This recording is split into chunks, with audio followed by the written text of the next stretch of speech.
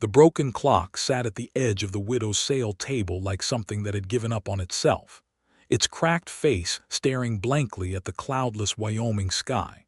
And when Robert Ralston reached down and picked it up with those calloused, sun-darkened hands of his, every person standing in that dusty yard turned to look at him, as though he had lost his mind entirely. It was the summer of 1882, and the town of Haller's Creek, Wyoming, sat nestled between two ridges of the Wind River Range like a coin dropped into a crease in the earth.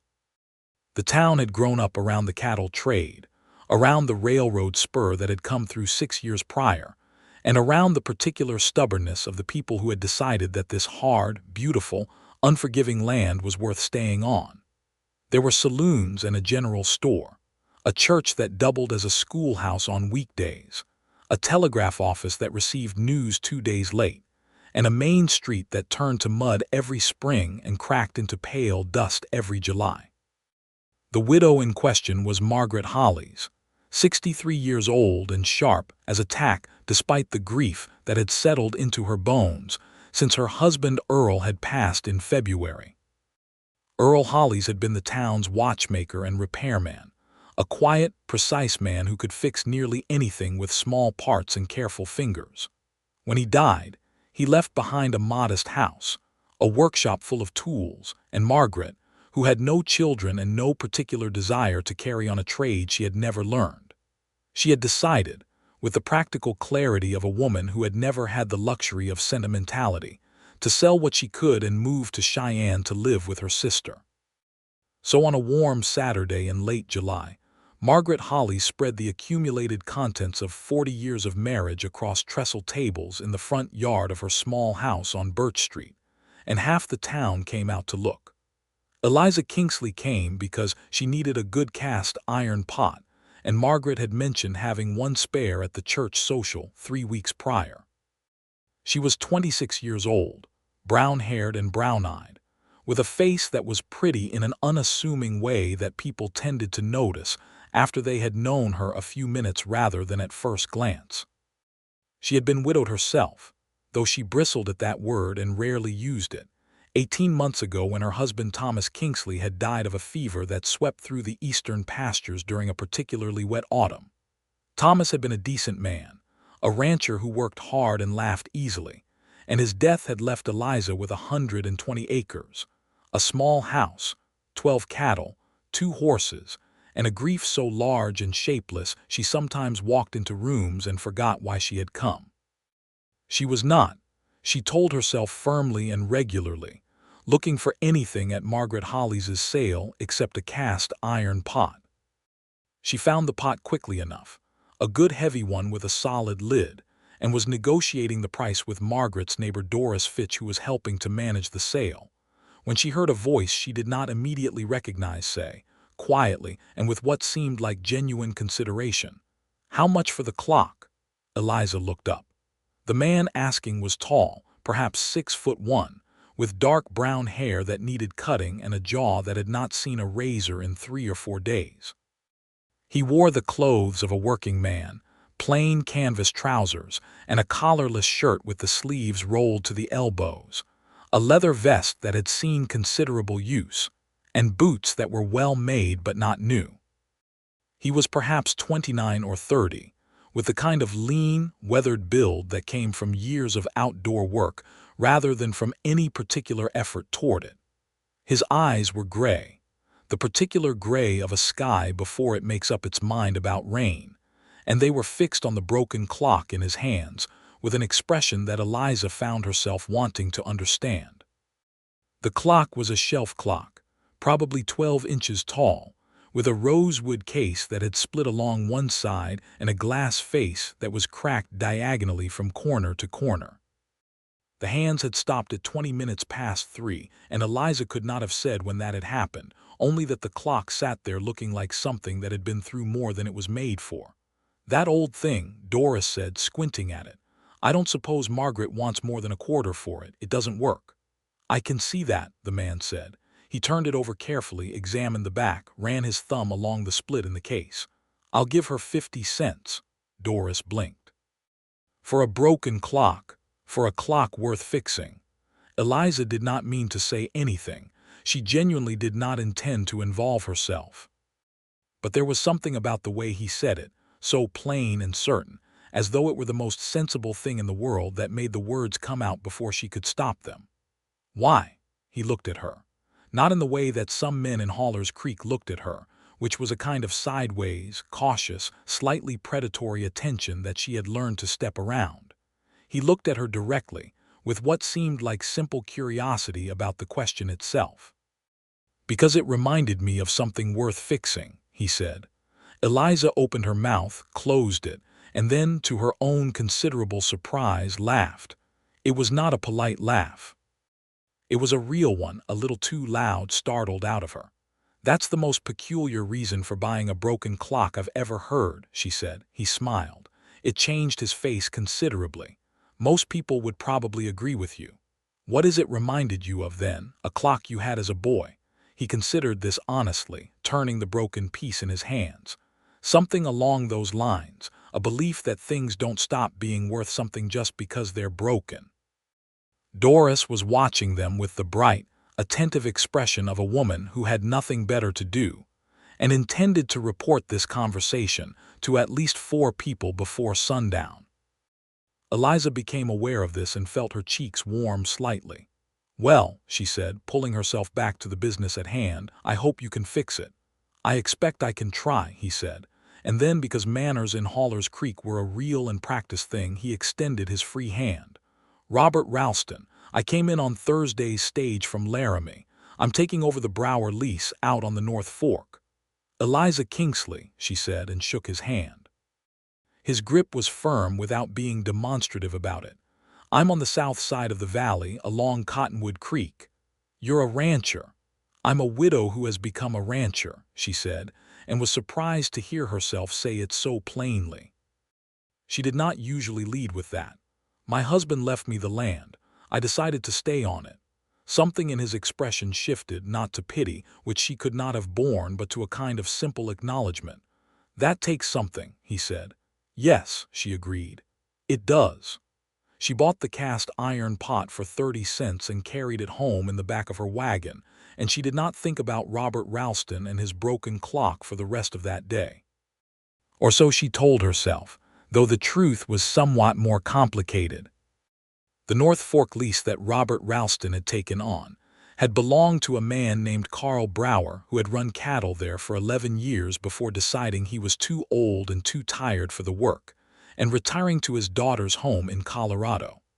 The property was not large, perhaps 80 acres of usable grazing land with a decent creek running through it, and a house that was plain but sound. There was a barn that needed new boards on the south wall, and a corral that needed a gate rehung. And Robert spent his first 2 weeks in Haller's Creek, doing the work of getting the place to a state where it could support the 20 head of cattle he had arranged to purchase from Ben Whitaker over on the East Range. He was not a man who talked much about himself, and in a town the size of Haller's Creek, where conversation was the primary entertainment and everyone's business was more or less everyone else's business, this made him an object of considerable speculation. People knew he had come from Laramie, and before that from somewhere in Colorado, and before that from Kansas, which suggested a man who had moved around a great deal. He was polite at the general store, paid his accounts on time at the feed merchant, and showed up at church on his 3rd Sunday in town, which counted for something. He had set the broken clock on the mantelpiece in the front room of the house on the North Fork lease, and in the evenings after the day's work was done, he sat with it on the kitchen table and did what he could to understand what had gone wrong with it. Earl Hollies had been a watchmaker, which meant the clock's internal workings were well made, and Robert had some small experience with mechanical things from the years he had spent working for a freight company in Laramie, where keeping wagon mechanisms and axles in order had been part of the job. The clock was not beyond saving. The mainspring was intact, the escapement needed adjustment, and the cracked glass and split case were cosmetic damage that patience and the right materials could address. He worked on it in the evenings and found that the work suited him, which was something he had not entirely expected. He thought about Eliza Kingsley with a frequency that he found interesting. Her laugh mostly, which had been completely unguarded and genuine. The way she had looked at him when she asked her question, not with coyness but with real want to know. The plain, undefended way she had said she was a widow who had become a rancher, as though she were stating a fact about the weather rather than offering a piece of her own hard history. He had been in Haller's Creek for 3 weeks when he rode down to the general store on a Thursday morning for provisions, and found Eliza Kingsley in the middle of a heated negotiation with Amos Webb, who owned the store and was known, universally, for driving a hard bargain. "The price was 30 cents a pound last month," Eliza was saying, with the controlled, careful patience of a woman who had been through this particular argument before. "Last month I had a different supplier," Amos said. He was a small man with a large mustache who wore his prosperity with the self-satisfied air of someone who had earned it through a series of small advantages. "Freight costs went up." "Your freight costs didn't go up 30% in 4 weeks, Amos." "They went up what they went up." Robert was waiting behind her with a list of his own items and a growing interest in how this was going to resolve itself. He had seen this dynamic before in a dozen small western towns, the shopkeeper with the only store for 30 miles who understood his position perfectly well. "I'll tell you what," Eliza said, and her voice had shifted into something quieter and more deliberate. "I'll take 10 pounds at your new price this week. And next month when Tom Granger gets his store open on 2nd Street, I'll take all my business there, and I'll tell every woman in my church circle the same. Now is that 30% markup worth what it's going to cost you?" There was a pause. Amos Webb looked at her, reassessed something, and then said, 32 cents. 31. "Fine," he said in the tone of a man who was not actually as unhappy with the outcome as he was performing. Eliza turned from the counter with her purchase, saw Robert, and the surprise in her face was followed quickly by something that was not quite a smile but was close enough. "Mr. Ralston," she said. "Mrs. Kingsley, that was well done." She looked at him levelly.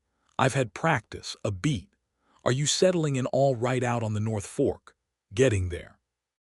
The barn wall needed some work, but it's holding now. I've got my cattle coming in next week from Ben Whitaker." "Ben's animals are good stock," she said. "He doesn't cut corners." "That's what I heard." He paused.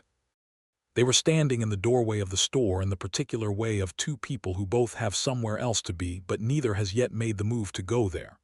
"How do you find running the place on your own, if you don't mind my asking?" She considered the question with the same directness she had shown at Margaret's sale.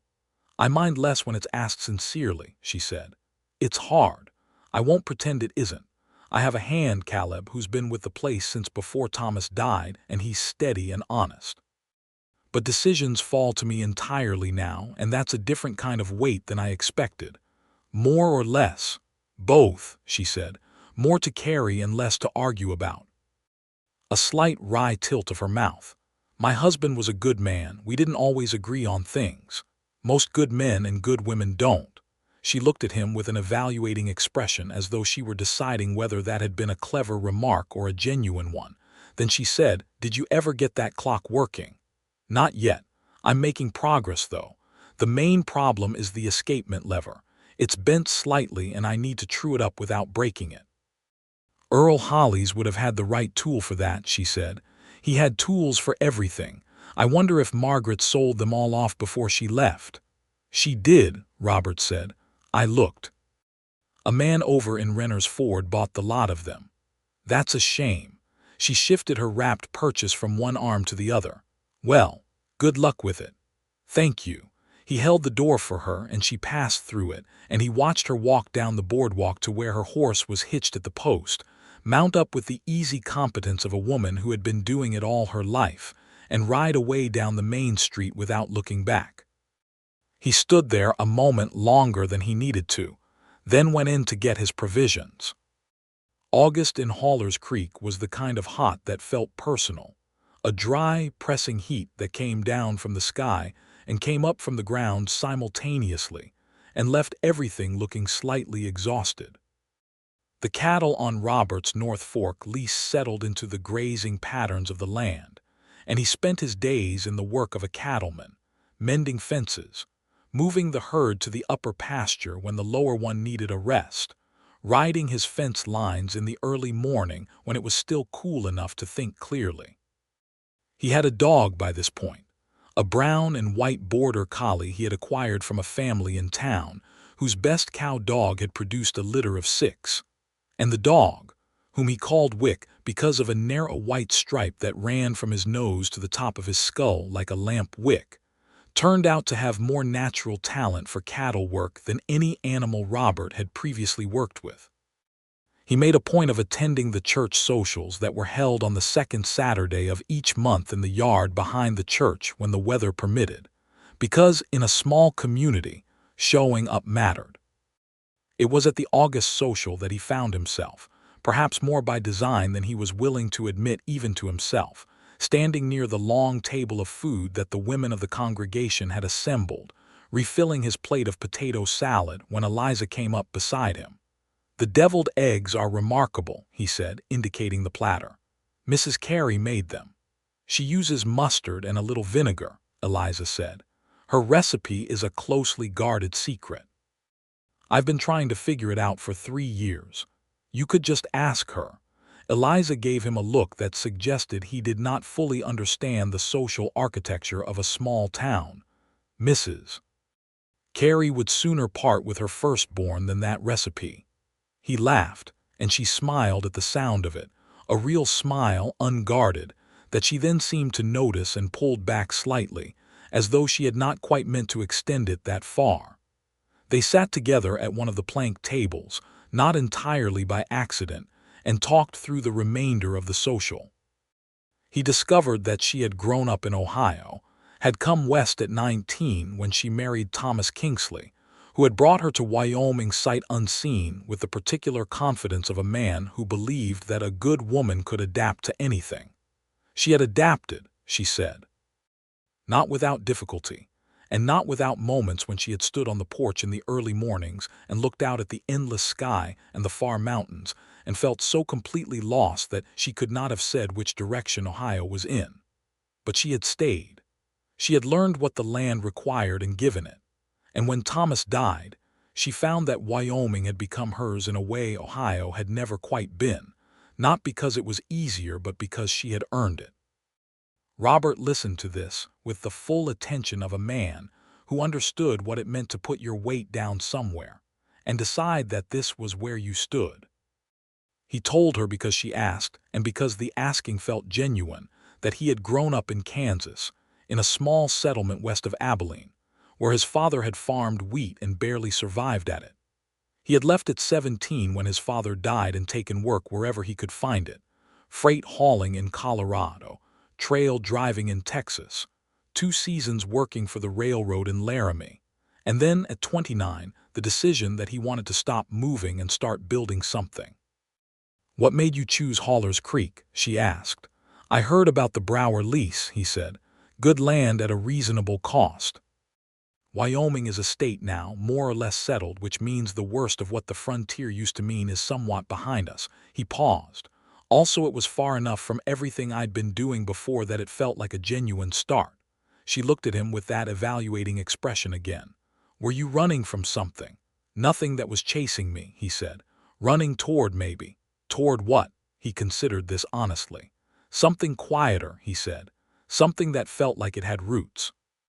The social wound down as the light went golden and long, and the gathering broke into its natural parts of families loading wagons and goodbyes exchanged, and children gathered from where they had scattered. Eliza said good night to him with the slightly formal quality of a woman being careful about something, and he rode back to the North Fork in the cooling evening and thought about her for a good 2 hours after he should have been asleep.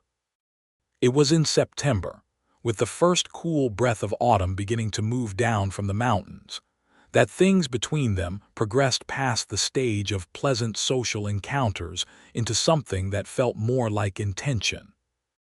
Eliza's fence line along the western boundary of her property ran close enough to the eastern edge of Robert's leased land that they were, in a practical sense, neighbors. She had known this abstractly, but it became concrete one morning in early September when she rode out to the western fence to check on a section Caleb had reported as weak, and found Robert Ralston there already, replacing a post on his side of the line. They stood on either side of the fence and looked at each other across 10 feet of wire and weathered timber. "Your post on the north end of this section is listing badly," he said, by way of greeting. "I know," she said. "I was just coming to look at it. I have a spare in the wagon. I can have it replaced in an hour." She should have said thank you and left him to it, because she had her own work to do. Instead she said, "I'll hold it while you set it," and climbed down from her horse. They worked through that section of fence together through the middle of the morning, and the physical work of it, the digging and the lifting and the driving of the wire staples, had the effect that shared physical work often has between two people who are paying close attention to each other. It leveled something between them. There was no need for the careful social performance of the church socials, no weighing of words and their implications. There was just the work and the conversation that rose naturally around it. She told him about the trouble she had been having with a bull she had bought in the spring who had turned out to be less tractable than advertised, and he offered a practical suggestion based on something he had seen work on the trail drives in Texas. She described the particulars of her grazing rotation, and he listened and asked questions that showed he was actually thinking about it rather than waiting for her to finish speaking. He liked her mind. He had been aware of this before, but it became very clear to him while standing in a Wyoming field in September, pulling wire tight with leather-wrapped hands, that Eliza Kingsley had one of the sharpest, most practically intelligent minds he had encountered, wrapped in a manner so unassuming that most people probably never gave it proper credit. When they had finished, he said, "I was going to ride over to Ben Whitaker's this afternoon to settle my account. Is there anything you need from that direction?" "Save you a trip." She hesitated, then said, "Would you want to come for supper instead, when you're back from Whitaker's? Caleb shot a deer last week and there's more than enough." The way she asked it was matter-of-fact and slightly brisk, as though she were organizing a logistics problem rather than inviting a man to her table, and Robert understood that this was how she protected herself, this deployment of practicality around the things that mattered to her. "I would like that very much," he said, and meant it entirely. He arrived at her place at 5:30, having ridden back from Ben Whitaker's through the amber late-afternoon light of a Wyoming September evening, with Wick running alongside his horse, and the cooling air carrying the first real suggestion of the autumn that was coming. The Kingsley place was modest but well-tended, a house that showed the marks of the work that kept it upright, good solid construction, with a porch that ran the length of the front, a vegetable garden in its late-season state of harvested abundance, a barn that was slightly larger than the house, which was exactly the right proportion for a working cattle ranch. Caleb, who was in his mid-50s with a weathered face and the slightly watchful manner of a loyal man meeting someone new, was coming out of the barn when Robert arrived. He nodded, assessed Robert with the brief penetrating look of someone who had been watching out for Eliza Kingsley for 18 months, and said, "She's inside. You can put your horse in the corral." Robert did and went up to the porch and knocked, and Eliza opened the door with flour on her hands and a strand of dark hair across her forehead and the expression of someone who had been cooking with sufficient concentration that they had forgotten they were expecting company. "You're here," she said. "You invited me," he said. She laughed, that real unguarded laugh again, and stepped back to let him in. The inside of the house had the look of a place where a woman lived who cared more about the quality of things than the quantity of them. Everything was clean and deliberately placed, a good lamp on the table, curtains that had been made rather than bought, a bookshelf with perhaps 15 volumes that showed signs of having been actually read. There was a framed photograph on the mantelpiece of a man and a woman on a porch, and he understood that was Thomas Kingsley and did not look at it longer than a moment, because that was the right thing. She had made venison stew with root vegetables and cornbread, and it was excellent, and he said so, and she accepted the compliment with the slight embarrassment of a person who had not quite prepared herself for genuine praise. Caleb joined them, because that was proper and sensible, and the conversation over supper ranged widely and easily, the kind of conversation that happens when people are comfortable enough with each other to follow a thought wherever it leads. They talked about the cattle market and the price of beef in Cheyenne, about the new territorial legislation that was being discussed in the newspapers, about whether the winter was going to come early or late based on the behavior of the deer and the thickness of the woolly bear caterpillars. After Caleb had excused himself and gone back to the bunkhouse, Eliza poured coffee and they sat on opposite sides of the kitchen table in the lamplight, and the conversation moved into more personal territory with the naturalness of two people who had passed some threshold without formally discussing it. She asked him about Kansas, and he told her more than he usually told people, about the particular bleakness of the plains in winter, about his mother who had been a practical, bone-tired woman who had loved them all without being able to afford the luxury of demonstrating it very often, about the younger sister who was now married and living in Abilene, and who wrote him letters that he answered faithfully if not promptly. She told him about Ohio summers, green and humid and lush in a way that Wyoming never was, and about how she sometimes missed the softness of that landscape even as she had grown to love the hard beauty of this one. She told him that she had cried every day for the first 6 months after Thomas died, not just for her husband, but for the life she had thought she was living, the particular future that had simply stopped existing. And then one morning I stopped, she said. Not because the grief was over, but because I realized that I was still here and the cattle still needed tending and the fence posts were going rotten and neither Caleb nor I had gotten a proper night's sleep in weeks, and grief or not, the work was going to require me to show up. A pause. Is that cold? It sounds cold when I say it. No, he said. It sounds honest. She looked at him in the lamplight, and something in her expression shifted, not dramatically, not with the movie curtain sweep of feeling that people described in dime novels, but quietly, like a door that had been locked for a long time being opened just an inch. "You're a very easy person to talk to," she said, with a slight note of surprise in it, as though she had not been planning to say it. "So are you," he said, and meant it. He rode home under a sky blazing with stars, Wick trotting beside the horse, and he thought about Eliza Kingsley the entire way back with the focused clarity of a man who has decided something without quite having said it to himself yet.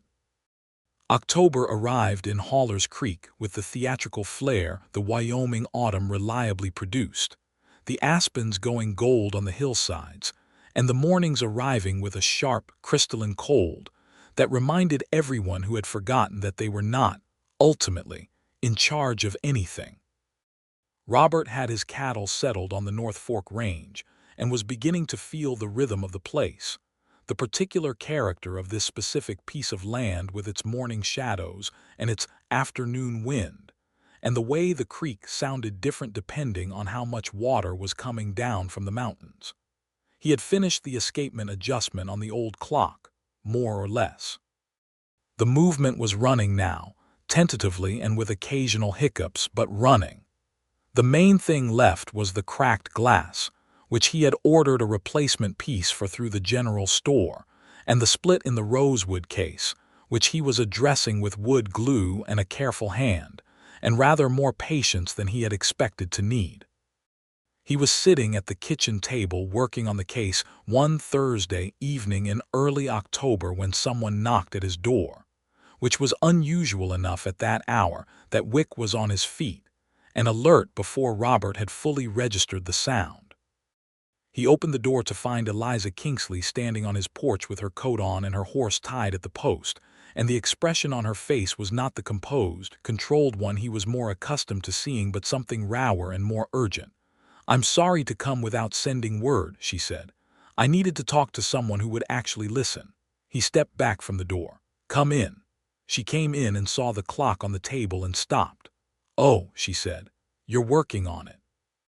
"Sit down," he said. "I'll put coffee on." She sat and took off her coat and for a moment just looked at the half-repaired clock.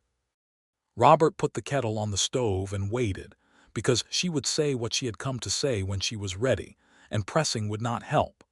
"I had a meeting today," she said, "with James Haverford." Robert knew the name. Haverford was a land buyer, the agent for a company based in Cheyenne that had been quietly accumulating cattle range in the northern part of the territory for the past 2 years. He was not a dishonest man exactly, but he was a man whose interests were specific and whose methods were persistent. "He wants to buy my land," she said. "He made a substantial offer, more than I could have expected." "Are you thinking about taking it?" She looked at the table. "That's the thing, I don't know, and I don't like not knowing." She picked up the clock case, turned it over in her hands, put it down. "A year ago I wouldn't have hesitated to say no. This land was Thomas's and then it was mine, and that was the end of it." A pause. "But this winter is going to be hard. I can feel it. The cold comes down differently, something in the way it moves. And the prices in Cheyenne are lower than last year, and I've been carrying the note on the water trough repair and the new corral, and if we have a hard winter and lose even 4 head, I'm going to be in real difficulty. And Haverford knows all this." She looked up. "He knows enough of it." Small towns are not quiet about money troubles. Robert poured the coffee and sat down across from her and thought about the question honestly rather than quickly, because a quick answer would have been for his own comfort rather than hers. "What does the land mean to you now?" he asked. "Not what it meant to Thomas. What does it mean to you?" She was quiet for a long moment. "It's the only thing I've built," she said finally. "I didn't build the house, Thomas built the house. But the ranching operation, the decisions, the management, the fact that it's still standing and solvent, that's mine. Selling it would mean—" She stopped. "I suppose it would mean the thing I built isn't really there anymore." "Then don't sell it," he said. "It's not that simple." "No," he agreed. "But you came here tonight and you asked me to listen, and what I hear you saying is that you don't want to sell and you're trying to talk yourself into being reasonable about it. Reasonable isn't always right." She stared at him. Then she said, "You're very direct. You said I was easy to talk to. Part of that is not telling you what you want to hear when it's not what I actually think." A silence, and then she smiled, and it was the most unguarded smile he had seen from her yet, complicated with feeling, tired and warm and real. "What do you think I should do, practically speaking? Beyond don't sell." They talked it through for the next 2 hours, practical and detailed, going over her accounts and her projections, and the real risks of a hard winter versus the certain cost of giving up the land. Robert had a head for numbers, developed during his freight years, where the arithmetic of loads and costs and margins had been a daily exercise, and he was able to help her see the shape of the situation more clearly. There were things that could be adjusted. The winter feed purchases could be partially deferred by working out a payment arrangement with the feed merchant. The note on the water trough could be refinanced through the town bank at a rate that would ease the monthly burden. None of it was magic, but it was manageable, and she needed to hear that it was manageable from someone who had looked at the actual numbers. When she stood to go, pulling her coat back on, she paused at the door and looked at him with a very particular expression. "Thank you," she said, "for listening and for thinking both." "You're welcome." She hesitated as though she were weighing something. Then she said, "I'm going to go see Frank Moss at the bank tomorrow morning. Would you come with me? You explain things clearly, and Frank Moss tends to talk over me." "He won't talk over you if you don't let him," Robert said. She tilted her head. "I know, but it helps to have someone there who I know is on my side." Something moved in his chest at that, something warm and specific. "Then I'll be there," he said. 8 o'clock. 8 o'clock, she said, and went out into the October night.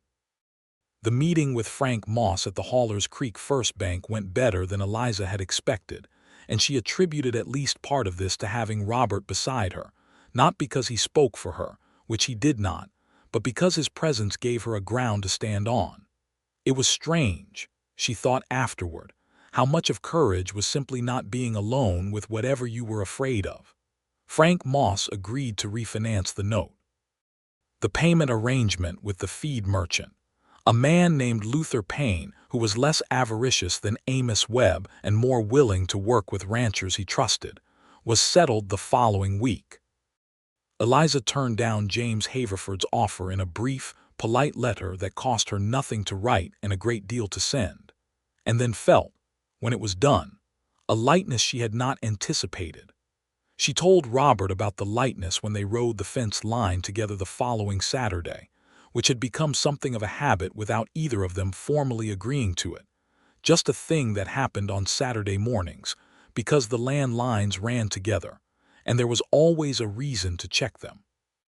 "You'll feel it differently in December when the north wind is blowing," he said, not unkindly.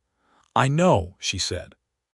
"But I'll feel it as mine, and that's different from not feeling it at all." He looked at her across the fence line, and the October sunlight was doing something particular to the color of her hair, and he thought, not for the first time and with increasing clarity, that he was in considerable danger of having his heart thoroughly involved. "I've been thinking," he said, in a tone that he hoped sounded more casual than he felt. She looked at him. "About what?" "About asking whether you'd allow me to court you properly." He kept his voice even. "If that's something you'd want." The silence that followed this was approximately the length of 4 heartbeats, which he counted because there was nothing else to do. Then she said, "Properly. Properly. With your permission and Caleb's general awareness, and not in the kind of way that makes you feel like you owe me anything for helping with the bank account and the fence posts." She looked at him for a long moment, and the expression on her face was one he could not entirely read, which was unusual because he had become fairly good at reading Eliza Kingsley.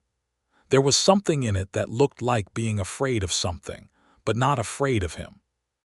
"Thomas has been gone a year and a half," she said, and it was not a no, it was a statement that was trying to understand something. "I know.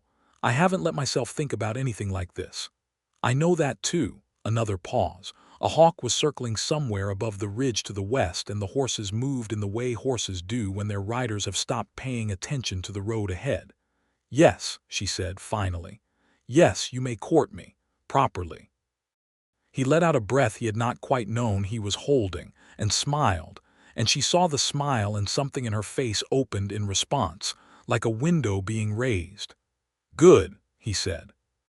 "Then perhaps I can take you to the Harvest Social next Saturday." "The Harvest Social," she repeated, and there was something wry in her voice. "You're very thorough." "I've been planning this conversation for approximately 3 weeks," he admitted. She laughed so hard she nearly unseated herself, and the sound of it went up into the October air and stayed there. The Harvest Social was the largest gathering the Haulers Creek community held all year, bigger than the 4th of July, and considerably better organized than the Christmas gathering at the church. It was held in the big barn behind the Johnson property on the edge of town, and it involved dancing, which was accompanied by a fiddle player named Sam Draper and his son on the accordion, and more food than any reasonable assembly of people could consume, and the particular festive quality that came from a community of hard-working people who had made it through another summer intact.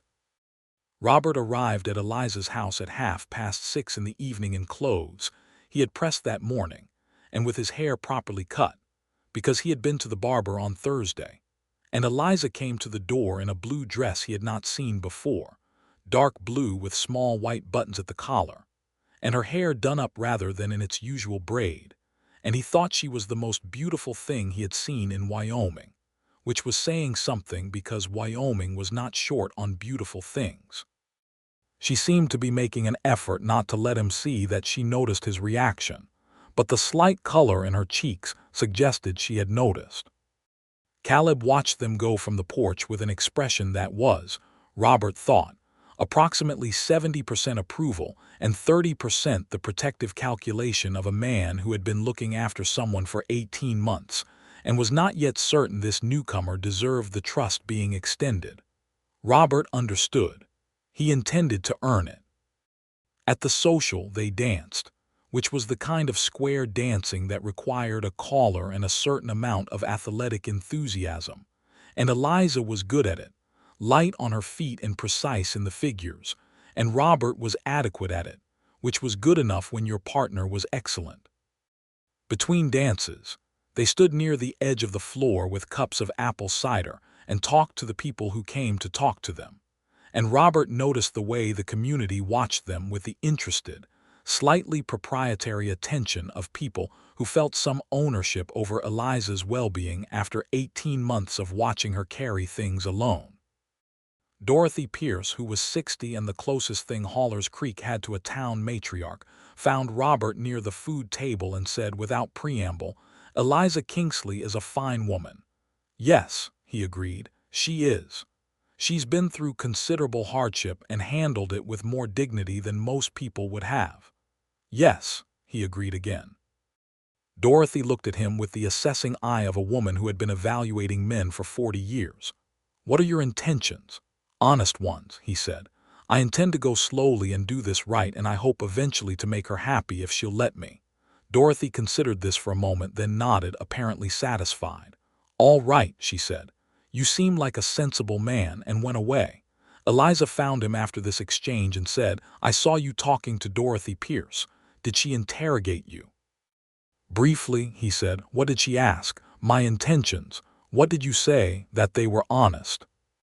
Eliza looked at him with those dark brown eyes and said, "Were they honest when you said you'd been planning to ask me for 3 weeks?" "Entirely," he said. She smiled and then turned back to the dance floor because Sam Draper was starting another set and said, "Come on then."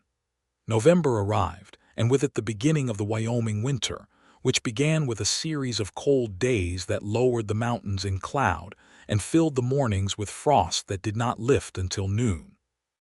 Robert and Eliza saw each other 3 times a week at minimum, which in the context of a cattle ranching operation during winter preparation was a significant allocation of time and constituted, in the vocabulary of Hallers Creek, a confirmed courtship.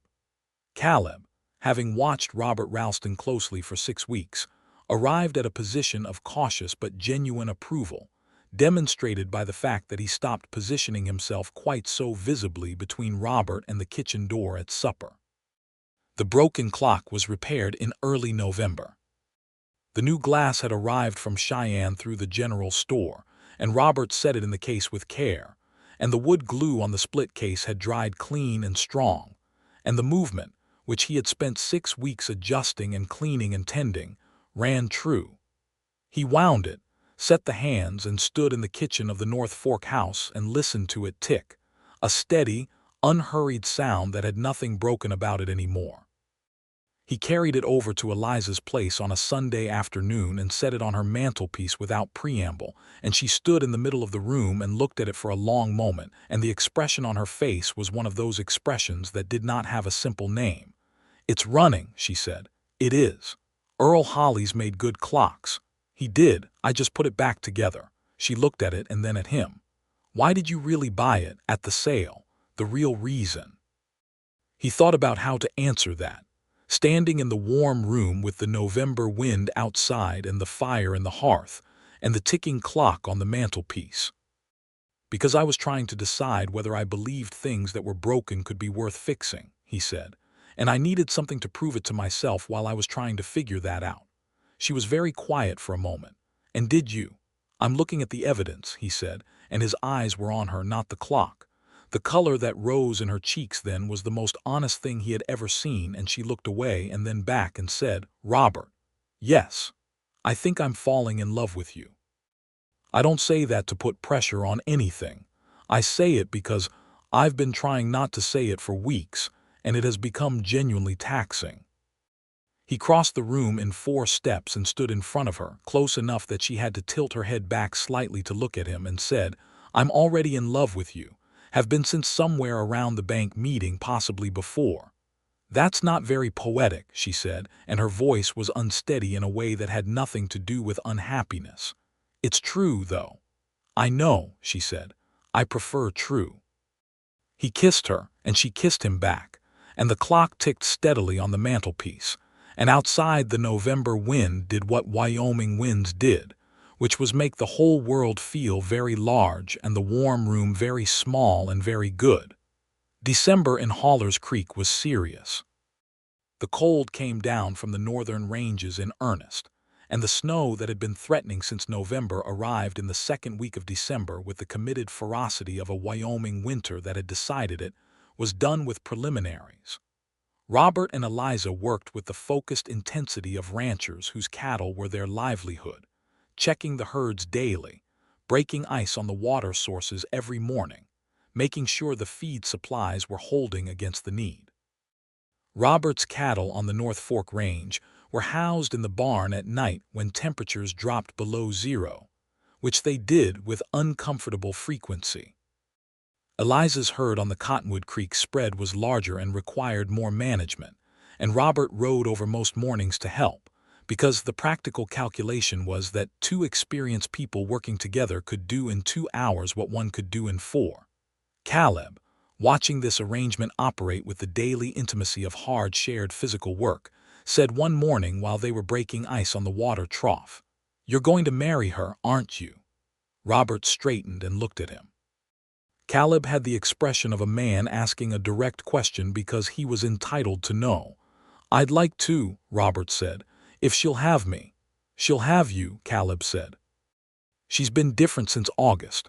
Less like someone carrying something and more like someone who's put something down long enough to catch her breath." A pause. "She deserves to have put it down." "I know," Robert said. "Thomas Kingsley was a good man," Caleb said. "I want you to know that. She loved him." "I know that too." Caleb looked at him steadily. "That doesn't bother you." "No," Robert said and meant it. "She wouldn't be who she is without the life she's lived. I wouldn't want to subtract anything from that." Caleb was quiet for a moment, and then he went back to breaking ice, which Robert understood to mean the conversation was satisfactorily concluded. The Christmas gathering at the church was a small, warm affair compared to the harvest social, with the focus less on dancing and more on the hymns, and the particular feeling of community that a cold Wyoming December made unusually powerful. Robert sat beside Eliza in the pew, their shoulders touching in the way that suggested comfort rather than ceremony, and he thought about what he wanted to ask her and when to ask it. He had been to see Marcus Webb, who ran the jewelry section at the back of the general store, the week before, and had purchased a ring that was modest in the particular way of a man who did not yet have great wealth, but had the intention of accumulating it honestly. It was a gold band with a small turquoise stone set in it, because he had thought about Eliza and her brown eyes and her Wyoming-colored life, and a diamond had felt wrong in a way the turquoise did not. He asked her on Christmas Eve. They were sitting on her porch in the cold, which was perhaps not a sensible place to be in December, but they had come outside after supper to look at the sky, which was clear and absolutely full of stars, the kind of star-dense sky that a city person would not have believed, and that a Wyoming person took as a given but never quite stopped appreciating. "I want to ask you something," he said. She looked at him with the knowing expression of someone who had felt a question gathering in the air for a while. "Then ask it." He took the ring from his coat pocket and held it out to her, and said without preamble, because she preferred truth to ceremony and he knew that about her, "Eliza Kingsley, I love you and I want to spend the rest of my life on this particular piece of Wyoming with you. Will you marry me?"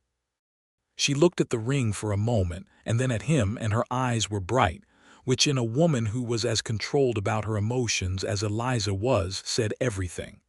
"Yes," she said. "I will marry you, Robert Ralston." A pause. "The turquoise is perfect." "I thought it suited you." "It does." She held out her hand and let him put it on her finger and then looked at it against the starlight. "I thought I was done with big feelings," she said quietly. "After Thomas, I thought I had had the version of my life that involved being loved by someone, and that was over, and what was left was just the living of it. And now," she looked at him with those warm brown eyes and said, "now I think I was very wrong." He put his arm around her on the cold porch and she leaned against him, and above them the Wyoming sky did what it always did, which was be so vast and beautiful and indifferent to human smallness that it made the small warm things, the porch and the house and the arm around the shoulder, feel extraordinarily precious.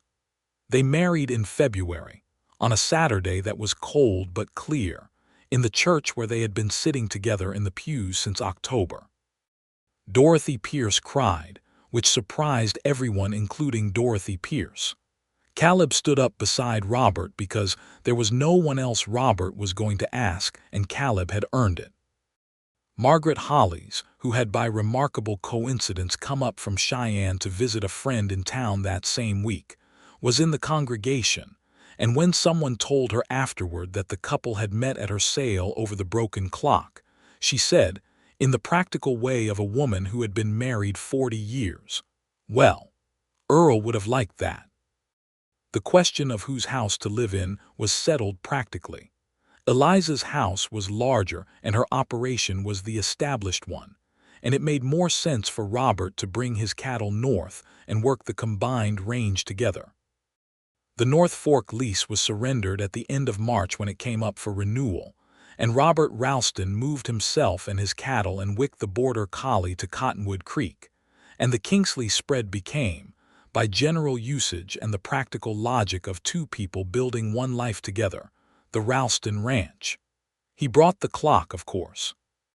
It went on the mantelpiece in what was now their front room, ticking steadily, and Eliza said once, brushing her hand across its repaired case, that she thought of it as a small symbol of everything that could be salvaged with enough patience and care. "That's a great deal of meaning to put in a clock," he said. "You started it," she said. "When you bought the thing." He conceded the point. Spring came up through the frost in March and April with the determined energy of the Wyoming spring, which was never gentle but was always alive. They worked the expanded range together, and the combined herd was larger and the operation more efficient with two capable people managing it. And by late spring the financial pressure that had dogged Eliza through the previous winter had eased to a point where she could stop counting at night before she slept. There were things about being married that she had forgotten or perhaps never fully known. The particular comfort of having another person in the house who knew where everything was, who understood the rhythm of the work, who laughed at the same things and was serious about the same things, and whose presence made the silence in a room feel full rather than empty. Robert was not Thomas, and she had never wanted him to be, and the love she felt for him was its own specific thing, different from what she had carried before, not better or worse but particular to these two people in this time. He was steadier than she had expected, which was not to say she had expected instability, but there was a groundedness to him that she had not fully appreciated in the courtship, because courtship had its own particular performance. In the daily life of the ranch, in the way he managed difficulty and shortage, and the occasional small catastrophes that livestock operations produced with reliable frequency, she found someone whose center held. She told him this one evening in May, sitting on the porch watching the long late light fall across the mountains, and he said, "I spent a lot of years moving. Standing still requires a different kind of center." "You've always had it," she said. "You just needed somewhere to put it." He looked at her. "Yes," he said simply. James Haverford came back in June with a revised and somewhat larger offer, and Eliza received him on the porch with a cup of coffee and a pleasant expression and the complete composure of a woman who had no uncertainty about what she was going to say. "We're not selling," she said.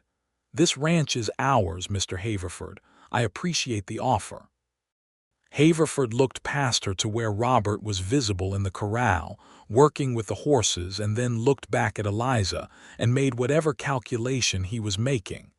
"If you change your mind," he said. "We won't," she said pleasantly, "but I'll note the address." He rode away and Robert came up from the corral and she said, "He came back. I saw. I told him no."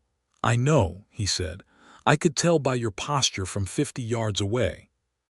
She laughed and handed him the second cup of coffee she had brought out in expectation of exactly this conclusion, and he took it, and they stood together on the porch of their ranch in the June morning, and the sky was the particular high clear blue of Wyoming in early summer, and the mountains to the west were fully green now after the snowmelt, and the cattle in the far pasture were visible as small dark shapes moving across the grass, and all of it was theirs.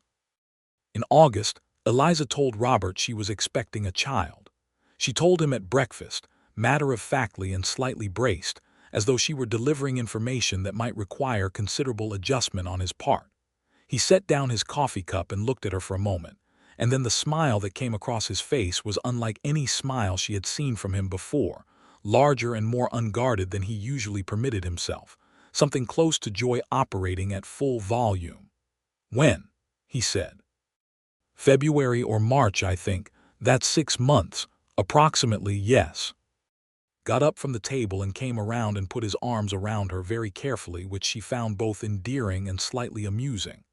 "I'm not fragile," she said. "I know," he said. "I'm just being precise." He pressed his lips to the top of her head.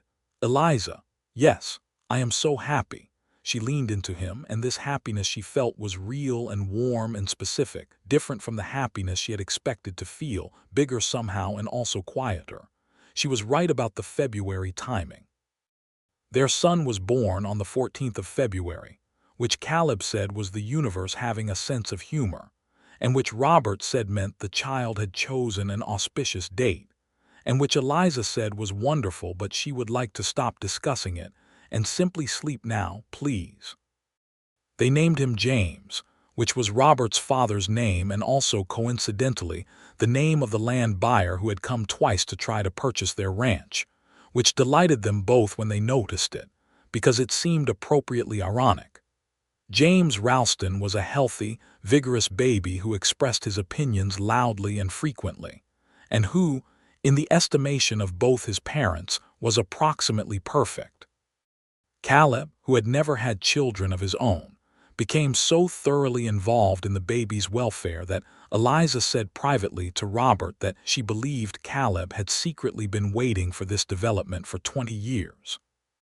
Robert's sister Margaret, who had been writing him faithful letters for years, came up from Abilene in the spring with her husband and their 2 children to meet the baby and her new sister-in-law, and she and Eliza took to each other with the immediate warmth of 2 women who have been hearing about each other for a long time and are relieved to find that reality matches the description.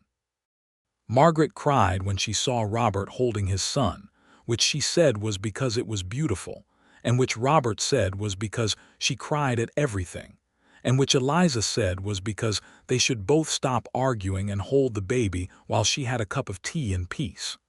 The broken clock on the mantelpiece ticked through all of it. It ticked through the first winter they spent as a family, with the wind howling outside and the baby asleep in his cradle near the fire, and the smell of pine wood burning, and the 2 of them sitting close together in the lamplit room. It ticked through the spring roundup and the summer cattle sales, and the autumn when Eliza discovered the aspens from horseback with the baby on her back in a carrier she had made from a pattern in a magazine. It ticked through the years turning, steady and unhurried, keeping time in the way that Earl Holly's had made it to keep time, which was faithfully and without fuss. 3 years after their wedding, in the spring of 1885, they had a second child, a daughter they named Clara after Eliza's mother, who had died before she ever saw Wyoming, and who Eliza thought about often when the land was at its most beautiful. Clara was quieter than James had been as an infant, more observant, with Robert's gray eyes set in Eliza's face, a combination that produced something so particular and lovely that Caleb said once, looking at her in her cradle, that she looked like a painting of a child rather than an actual one.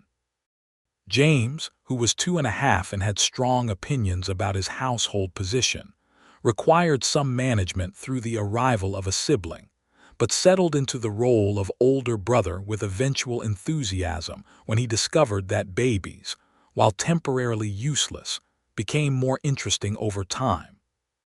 Robert and Eliza expanded the herd gradually through those years, adding cattle as the range could carry them and the market supported, and by 1886, the Ralston Ranch on Cottonwood Creek was among the more prosperous small operations in the northern part of the territory.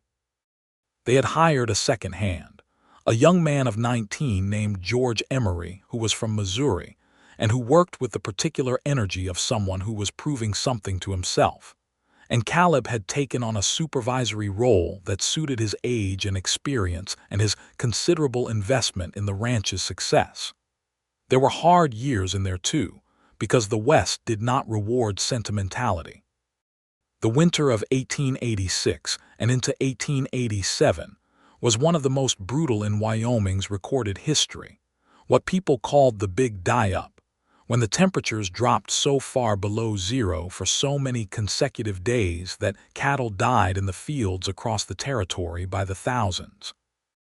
The Ralston Ranch lost 9 head, which was better than many of their neighbors and still a significant blow. And there were weeks that winter when the work of keeping the surviving animals alive was all-consuming. Robert and Caleb and George and Eliza, all working shifts through the worst nights to break ice and move animals and keep the cold at bay. During the worst of it, with the temperature 30 below and the wind making the outside world feel like the end of creation, Eliza stood in the barn at 2 in the morning while Robert was out checking the far pasture, and she was listening to the cattle and watching her breath fog in the lamplight, and she thought about James Haverford and his offer and what she had said to him, that this was theirs, that she would not sell. She had never been more sure of anything.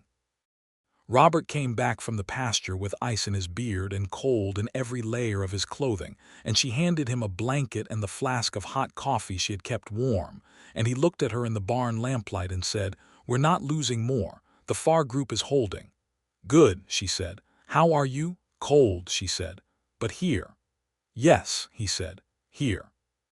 He wrapped the blanket around himself and took a long drink of the coffee, and then looked around the barn at the cattle they had saved, and at Eliza, and there was something in his expression that was exactly what he had been trying to find when he left Kansas at 17, exactly what he had been moving toward through all those years of moving, this specific, hard-won, beautiful life.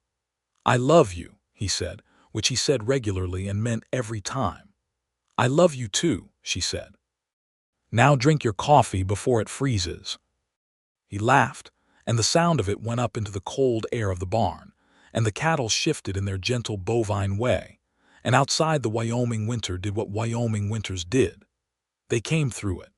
Spring came, as spring always came after even the worst Wyoming winters, with the particular authority of life reasserting itself, and the grass came back green and strong, and they rebuilt the herd over the following 2 years with the patient, practical determination that characterized everything they did.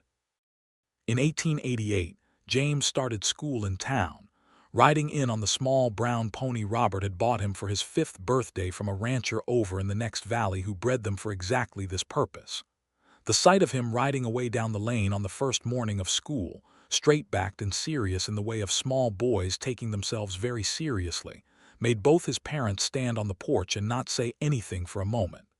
"He's 5, Eliza said. "He is," Robert agreed. "He seems very far away.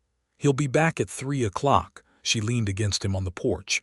I know he will." A pause. "It goes very fast." He put his arm around her. "It does. And it's good that it does because it means good things are happening." She looked up at him. "When did you get wise?" "I've always been wise," he said. "You were just too busy arguing with Amos Webb to notice." She laughed and pushed him off the porch step, and he caught himself and laughed too, and Clara's voice came from inside the house asking for her breakfast, and the morning opened up around them with all its demands and all its gifts. The clock on the mantelpiece was 12 years old in 1894, or at least 12 years repaired, which Robert sometimes thought was the more relevant number. It sat in the same spot it had always sat, on the mantelpiece in the front room, between a photograph of Robert and Eliza on their wedding day, and a small ceramic horse that James had won at a fair in Cheyenne when he was 7 and had considered too important to throw away. The clock's rosewood case showed its age. The repaired split was visible if you looked for it. The tick it made was the same steady, unhurried tick it had always made. Haller's Creek had grown in those 12 years. The population had nearly doubled, and there were now 3 churches and 2 general stores and a proper hotel, and a doctor who had come from Philadelphia and never quite gotten over the beauty of the mountains. The railroad spur had been extended, which made the cattle sales considerably easier. Wyoming was a proper state now, had been since 1890, and the particular lawlessness that had defined the earlier years of the territory was mostly behind them, replaced by the more ordinary complications of commerce and politics, and the negotiation of land and water rights that was the real work of settled civilization. There were still injustices. The land companies, including the one Haverford worked for, had accumulated enormous holdings through methods that were not always clean, and small ranchers had been squeezed out in some parts of the territory by a combination of economic pressure and outright intimidation. The cattle wars that had bloodied parts of Wyoming in the early 90s had touched even Hauler's Creek in the form of anxiety and the kind of watchful, careful community solidarity that people develop when they understand that their interests need protecting. Robert had been involved in the Ranchers' Association that formed in response, not as a man looking for conflict, but as a man who understood that collective organization was the answer to collective pressure, and he had attended the meetings and contributed the clear-headed practical thinking that Eliza had always known he was capable of. Caleb had approved of this involvement wholeheartedly. George Emery had attended the meetings with Robert and come back each time with the expression of a young man whose understanding of the world was being usefully complicated. By 1894, the worst of the trouble had passed. The large land companies had overextended, and some of them had retreated. Small operators who had held on had survived. The Ralston Ranch had held on, and its position in the valley was as solid as the land itself. James Ralston, at 11, was already showing the signs of becoming the person he would be, a serious, methodical boy with his father's ability to look at a problem from multiple angles and his mother's sharp, clear way of speaking. He worked on the ranch with genuine competence and a complete lack of sentimentality about the practical demands of cattle management that made Caleb say he was a natural rancher, which was the highest compliment in Caleb's vocabulary. Clara, at 9, was different but equally herself, a reader who consumed every book the school and the town library could provide, and who had told her parents with absolute certainty at the age of 7 that she intended to be a teacher, and who showed no signs of having changed her mind. She had her mother's precision and her father's gray eyes, and a quality that was entirely her own, an ability to be simultaneously very quiet and very present that made her seem older than she was. Eliza watched her children growing up on this land and felt something she could only call completeness, not perfection, because nothing was perfect, and she was too clear-eyed to want it to be, but a completeness that came from having built something real and durable with her own hands and her own choices. She said something like this to Robert one evening in the fall of 1894, sitting on the porch as they had sat so many evenings, watching the last light go off the mountains. James and Clara were inside at the kitchen table, James working on his arithmetic and Clara reading something that had absorbed her completely. "Do you remember the morning of Margaret's sale?" she said. He looked at her sideways with the slight smile he kept specifically for conversations that were about them. "I remember it very well. I wasn't looking for anything that morning except a cast iron pot. I know. And then there you were, buying a broken clock for the most peculiar reason I'd ever heard. It turned out to be quite a good reason," he said. She was quiet for a moment, listening to the evening sounds, the cattle in the far pasture, the horses in the corral, the creek running over its stones, the first crickets of the autumn evening. "I want to ask you something," she said. "Then ask it. Are you happy? Not in the polite way people ask that, but actually. Is this the life you were moving toward?" He was quiet for a moment because the question deserved actual thought rather than the easy reassurance of a man who loves the person asking. "Yes," he said, "this is exactly it. The land and the work and the children and you, all of it exactly as it is. A pause. I was broken for a while too, you know, after my father died, after those years of not standing still. There was something in me that had stopped running right, that needed time and the right place to be set straight. She looked at him. A clock, he smiled. Something along those lines.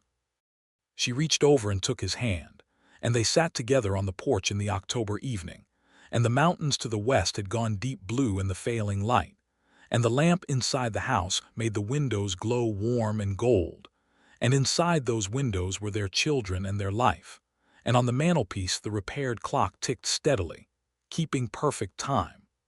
Robert Ralston had come to Haller's Creek with almost nothing and a belief that things which were broken were still worth something. He had bought a widow's broken clock for 50 cents and offered to fix it, and found, in the process, something that could not be bought or fixed by anything except time and honesty, and showing up consistently to do the work. He had found Eliza, and through Eliza, he had found the particular version of himself that had been waiting for exactly this. And Eliza Kingsley, who had not been looking for anything except a cast iron pot, had found the thing she had not known she was missing, not the comfort of being looked after, which she had never needed, but the rarer thing, the deep ease of being known entirely and loved exactly as she was. The following spring, on an afternoon in May when the valley was green and the creek was running full with snowmelt, and the air had that specific quality of new beginnings that Wyoming spring air always carried, Eliza was in the kitchen making bread when she heard the clock in the front room chime the hour, 6 clear strokes, and she stopped with her hands in the dough and just listened. Robert came in from the yard a few minutes later with mud on his boots and Wick at his heels and said, "The east pasture fence is holding. George fixed it this morning." "Good," she said, and looked at him across the kitchen with the unhurried certainty of 12 years of love. "What?"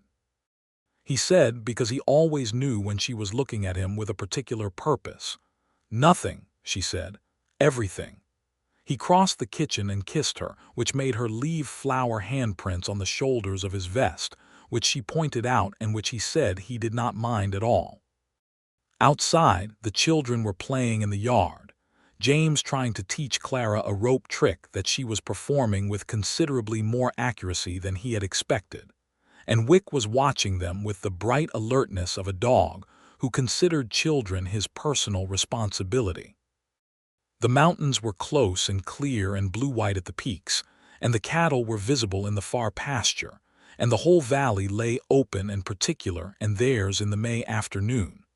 The broken clock ticked on in the front room, marking out the hours of the life they had built together, one steady beat at a time, as whole and sound as the day it was made.